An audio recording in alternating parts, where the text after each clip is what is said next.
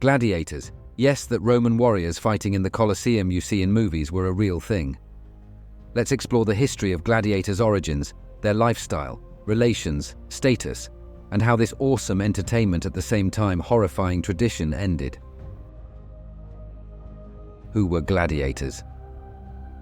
In ancient Rome, a savage obsession took hold, the Gladiator Games. These vicious bouts of violence and death had the entire population in a vice-like grip, thrilling the masses with every bone-crunching clash of swords and splatter of blood. From the sun-baked sands of the mighty Colosseum, gladiators emerged as icons, monuments to raw strength, killer skill, and extraordinary courage in the face of near-certain death. As we cover this dark chapter of history, you will see a rich culture with honor, brutality, and ultimately, the larger-than-life spectacle that both terrified and mesmerized the ancient world. The roots of gladiatorial combat stretch back to the ancient Etruscan civilization, where such violent contests were likely part of somber funeral rituals honoring the dead. These solemn affairs, steeped in religious and cultural importance, marked the first seeds of what would ultimately mutate into far more savage entertainment. It was the mighty Romans who truly embraced and popularized gladiator games, launching them into a frenzy of popularity and grotesque excess. The first recorded gladiator games in Rome happened in 264 BC, put on by the sons of a noble named Junius Brutus to commemorate their father's passing. What began as a small ritual quickly exploded into an all-consuming obsession that had the Roman Empire in its ironclad grip for over 600 blood-soaked years. A day in the life of gladiator. For a gladiator, a typical day was one of strict discipline, rigorous training, and an ever-present spectre of death looming around the corner. They awoke at dawn in specialized schools called ludi, where their intense instruction would begin. First came the grueling physical conditioning, pounding every muscle into a sword-swinging, spear-hurling weapon. They practiced combat techniques relentlessly, from sword fighting to hand-to-hand brawling, mastering the unique skills of their gladiator discipline. Their diets were strictly controlled affairs, heavy on protein-rich foods to pack on functional muscle and stamina. Even their sleep was regulated to ensure they were constantly in peak condition to enter the arena. All the while, the grim reality of their profession was beaten into them. At any moment, they could be called upon to enter the Colosseum and potentially sacrifice their lives for the entertainment of the masses. Death was a very real hazard they learned to accept and embrace with hardy indifference. Types of gladiators. As the gladiator games grew more complex and sophisticated, distinct categories and disciplines arose based on a fighter's armor, weaponry, and combat style. Each had its own unique advantages and specialized roles. Secutores were heavily armed and armored warriors, clashing with the evasive, trident-wielding retiarii who used weighted nets to ensnare opponents. Thraces fought with a small shield and curved sword, while the Myrmilones wore masks with a fish emblazoned on the crest, mimicking their gladiatorial brothers from across the sea. Laquiari, meaning noose fighters, utilized lassos and trapping techniques to take down adversaries. The lowly Andabatai were forced to battle virtually blindfolded, turning deadly combat into sadistic comedy for spectators' amusement. Let's find some legendary warriors. As bloody centuries of gladiator games unfolded, a handful of names burned so bright that their legends and heroic defiance became permanently seared into the history books. The most renowned of them all was Spartacus, a Thracian auxiliary who led a staggering slave revolt that shook the mightiest empire to its core. In 73 BC, his army of escaped gladiators and rebel slaves swelled to over 120,000 soldiers, scoring victory after improbable victory against the legions of Rome. Though ultimately crushed, Spartacus's courageous defiance of oppression made him a powerful symbol of resistance. Then there was the Syrian gladiator named Flamma, who pulled off an almost superhuman feat, winning a mind-boggling 21 fights in a single day. His endurance and fighting prowess were simply unmatched, cementing his place among the most celebrated warriors to ever enter the arena. Countless other gladiators carved their names into the history books through sheer audacity and valor. Their stories of bravery, cunning, and unwavering spirit were woven tightly into Roman culture through art, literature, and philosophy. Love and perseverance.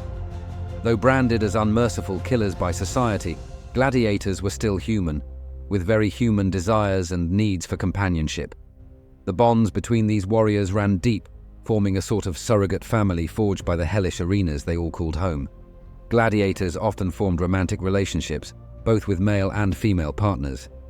These intense attachments were all they had to cling to as a reminder of their humanity, bittersweet reprieves from the constant shadow of death that stalked their existence. For some, their devotion went even further, as they cared and even made sacrifices for loved ones outside the arena of life. One particularly striking example involved a gladiator who voluntarily did not retire after earning his freedom. Instead, he continued fighting to support his wife and children with his winnings. Fame and fortune. For the most elite and celebrated gladiators, the rewards of success could be immense. Wealth, celebrity status, political influence, and even freedom from enslavement. The highest ranks were essentially sporting superstars in their era. They had piles of wealth from winnings, endorsements, and gifts showered on them by wealthy fans and aristocrats. Marketing their personal brands through media channels was commonplace, turning them into icons and idols across the Roman world. The very best could retire in mind-boggling luxury and opulence, enjoying the pleasures and social status of the elite upper class. Some even managed to amass enough influence and capital to buy their way into lucrative business ventures or privileged government positions after retiring from active combat. Of course, for the vast majority of that era's working-class gladiators, the spoils were far more meager, usually just enough to sustain a simple life outside the arena's unforgiving confines. Rules, punishments, and death. While commonly seen as an anything-goes blood sport, Gladiator Games did have a complex set of rules and regulations that fighters had to follow. Overseen by sumptuous editors and wealthy sponsors, these laws outlined legal and illegal moves, proper weapons and armor, and even the roles and responsibilities of each fighter discipline. For the slightest infraction or perceived cowardice in combat, punishments were severe. Brutal whippings, demotions to lower fighter ranks, or even summary execution for exceptional misconduct or failed performances. Of course, the ultimate penalty awaited any combatant who suffered defeat: death in all its gory realities. As gladiators fell unconscious or conceded defeat, the victor awaited the famous thumbs up or thumbs down signal from the editor to either slay or spare their fallen foe. These theatrical kills played out in grand fashion, a savage cocktail of blades, blood, sand, and guttural screams as doomed warriors gasped their dying breaths. Quick kills indicated skill and cunning, while sloppy, drawn-out deaths were seen as dishonorable shambles by the jeering masses. It was a ghastly spectacle of life snuffed out for entertainment. How Gladiators' era ended. As Christianity spread through the Roman Empire in the 4th century AD, the brutality and pagan excesses surrounding the Gladiator Games finally came under scorching criticism and moral condemnation from the all-powerful Church. In 325 AD, Emperor Constantine I issued the first major crackdown, restricting the frequency and scale of the bloody exhibitions. It was a symbolic first strike, but one that carried massive religious and political weight. The final death knell came nearly a century later in 404 AD, when gladiator fights were officially and fully outlawed across the entire Roman world by Christian ruler Honorius. With church approval and public opinion shifting rapidly, the thunderous roars of the Colosseum fell permanently silent after 435 AD, ending an era of gore and glory that had enthralled and appalled for over 600 years.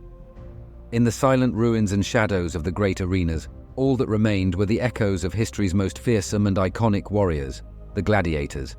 Their tales of superhuman skill and courage had been forever carved into the annals of Western civilization. As paradoxical symbols of barbarity and heroism, their legacies and souls still haunt us centuries later.